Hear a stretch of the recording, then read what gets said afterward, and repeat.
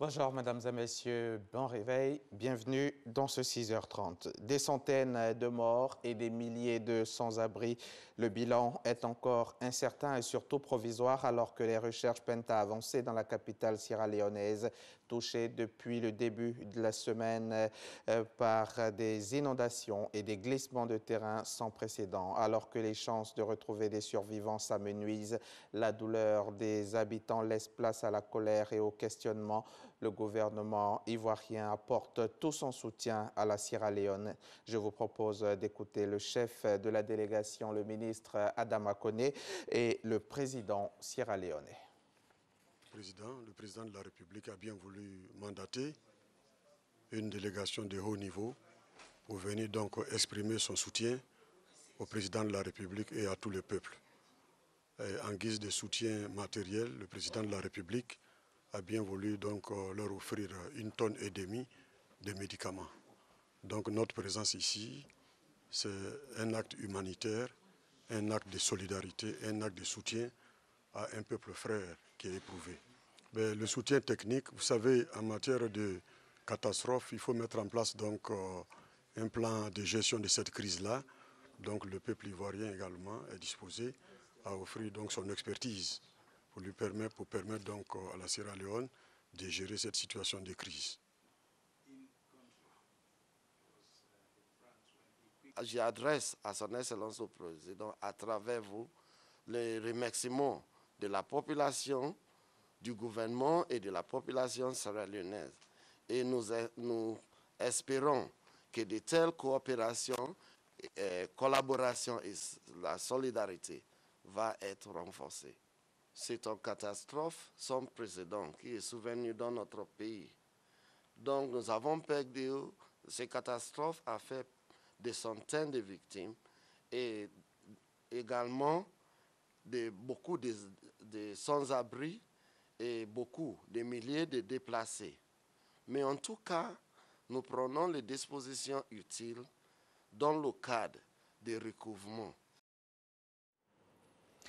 Prévenir les risques d'apatridie en Côte d'Ivoire à travers un film de sensibilisation, c'est la trouvaille du service d'aide et d'assistance aux réfugiés et apatrides du ministère des Affaires étrangères.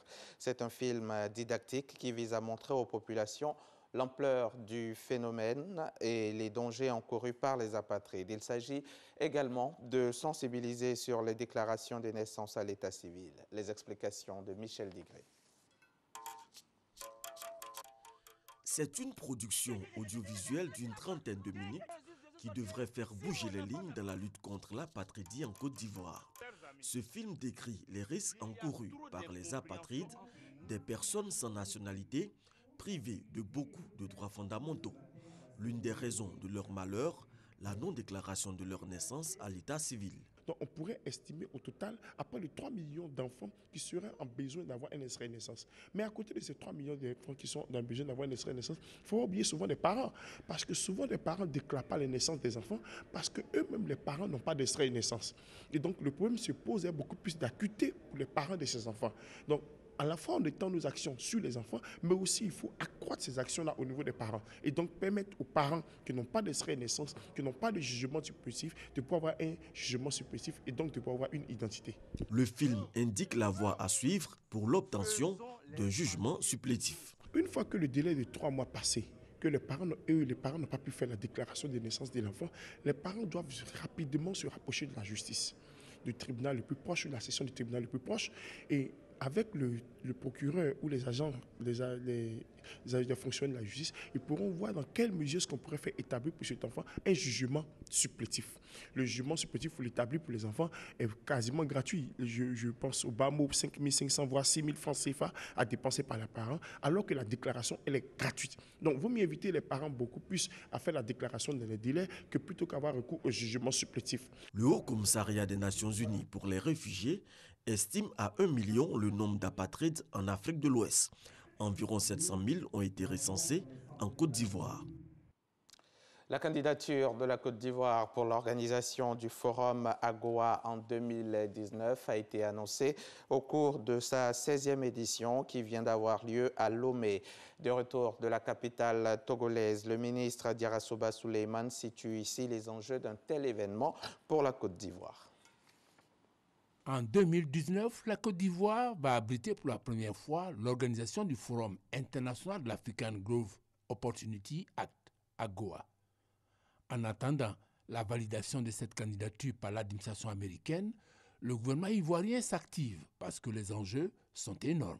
Avoir l'opportunité d'organiser un tel forum en Côte d'Ivoire est une vitrine supplémentaire pour la Côte d'Ivoire afin de valoriser ses produits à l'exportation.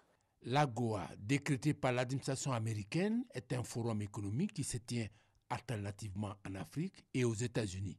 Il réunit les dirigeants des États-Unis, ceux d'Afrique et leurs secteurs privés respectifs. Jim Beng, directeur général de l'Association pour la promotion des exportations de Côte d'Ivoire, APEXI, souligne les retombées de ces assises pour l'économie nationale. Important pour la Côte d'Ivoire pour plusieurs raisons, parce que 2019, ça coïncide aussi à notre délai pour passer à l'émergence, qu'on a fixé en 2020.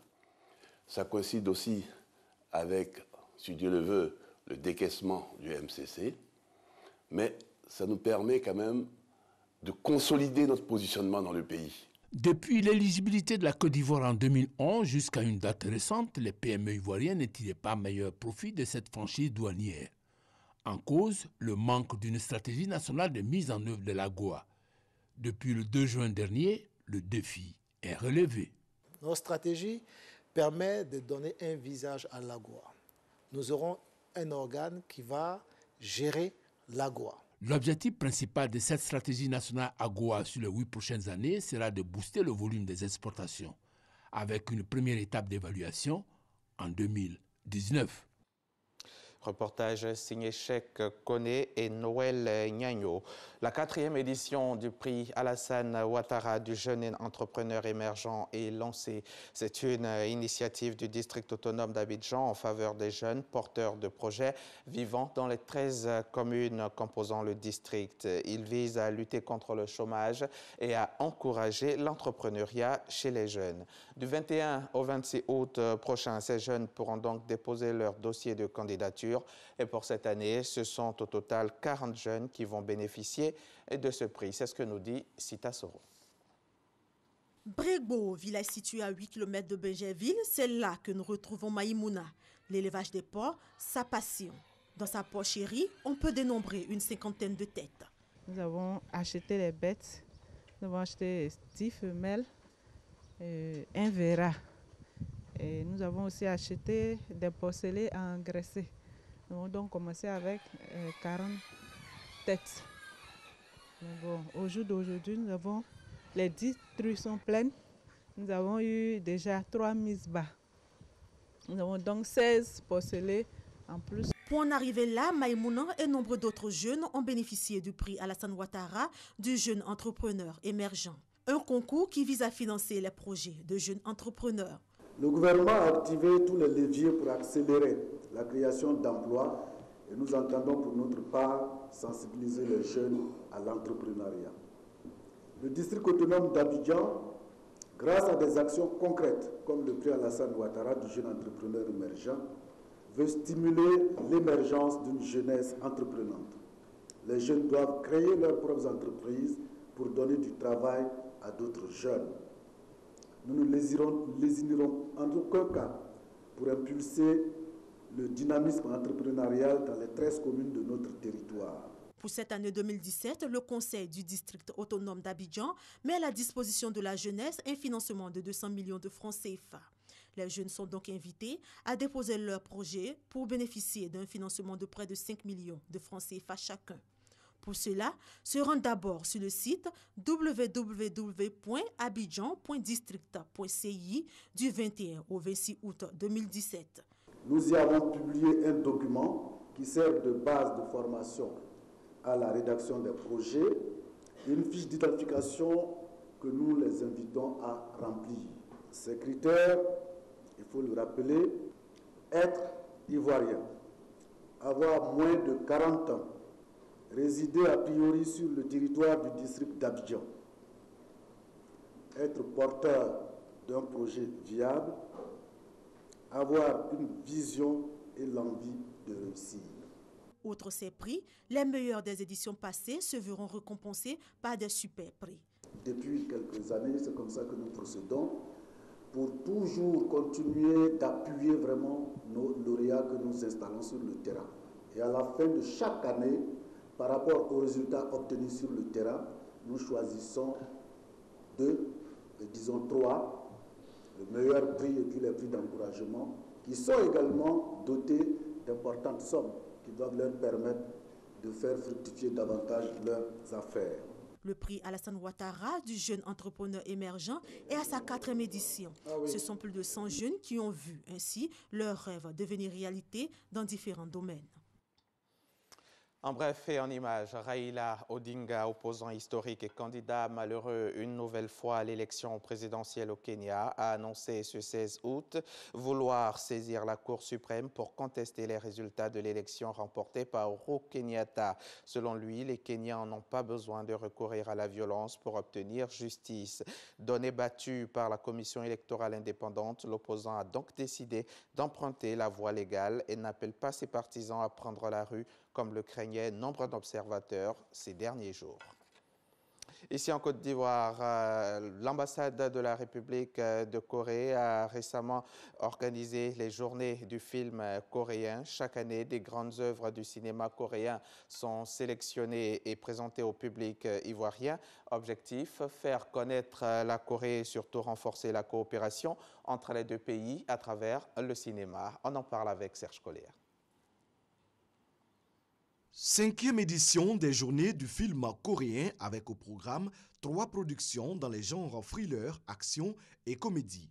Pour l'ambassadeur sud-coréen, ces projections cinématographiques constituent une lucarne sur la vie et la culture des Coréens. Les films sont sous-titrés pour amener le public à comprendre le message véhiculé. Le gouvernement de la Corée du Sud s'intéresse beaucoup au développement de la Côte d'Ivoire.